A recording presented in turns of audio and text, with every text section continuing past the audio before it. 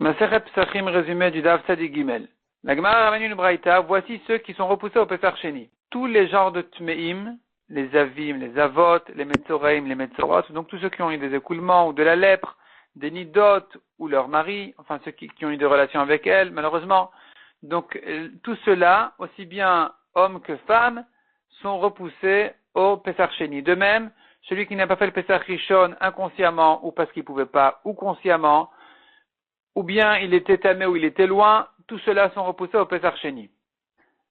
Et la raison pour laquelle la Torah a précisé le tamé pour un mort, c'est pour nous dire que même s'il veut faire, on ne le laisse pas. La Gemara explique qu'en réalité ça s'apporte sur celui qui était loin. Pour quelle raison la Torah nous a dit celui qui était loin, il fera le Pesach Sheni? C'est pour dire qu'il est patour du karet. Il est patour du karet. Mais s'il a fait de loin, le Pesach est quand même kasher.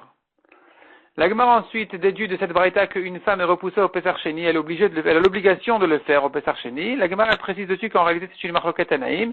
Il y a les Tanaïm qui pensent qu'une femme a le devoir de faire Pesach Sheni, et il y a d'autres Tanaïm qui pensent que non, elles n'ont pas l'obligation, si elles n'ont pas pu faire le Rishon, elles n'ont pas l'obligation de faire le Pesach Sheni.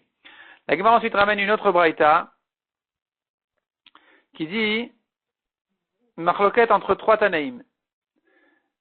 Quand est-ce qu'on est chayav karet, celui qui n'a pas fait son korban Pessah? Donc on sait bien, celui qui n'a pas fait son korban Pessah, il est chayav karet si bémézid il ne l'a pas fait. Consciemment, il n'a pas fait son korban Pessah, il est chayav karet, c'est-à-dire son âme est tranchée du monde éternel. Lui-même va mourir jeune aussi.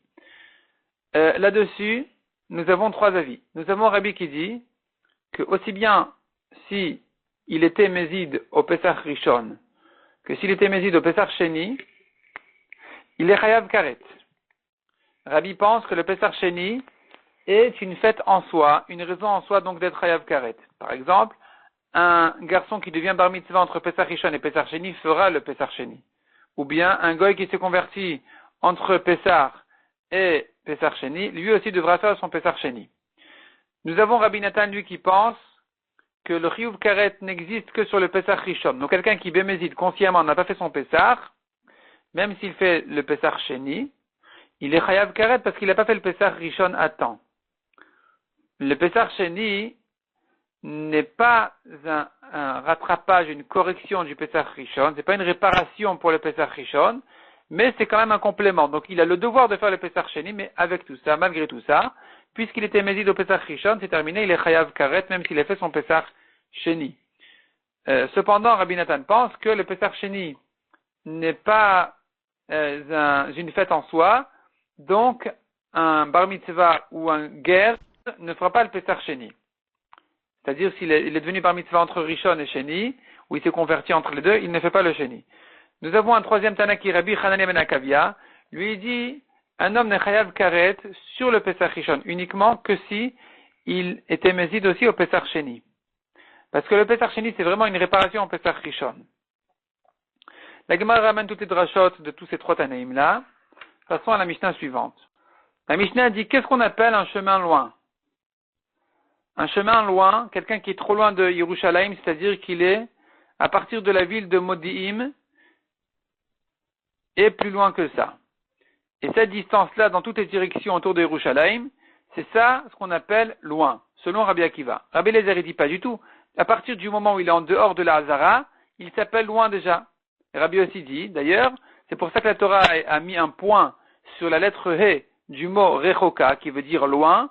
Le point qui est écrit dans le Sefer Torah, c'est un point, c'est spécial. On peut ouvrir un Sefer Torah, ou même un Chumash, et on verra un point spécial dans Parashat Be'alotra sur le mot Rechoka, sur la lettre He. Ça vient diminuer le Rechoka, ça vient diminuer pour dire que c'est pas si loin que ça. À partir du moment où il est en dehors de la Hazara, il s'appelle déjà loin, et donc il est repoussé au Pesach Sheni.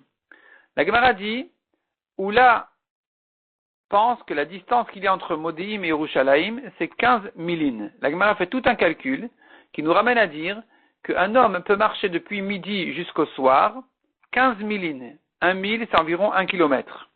15 milines, c'est ce qu'un homme peut marcher pendant le temps où on fait la shrita du Korban Pessah, qui est depuis Chatzot Hayom, depuis midi du 14 Nissan jusqu'au soir.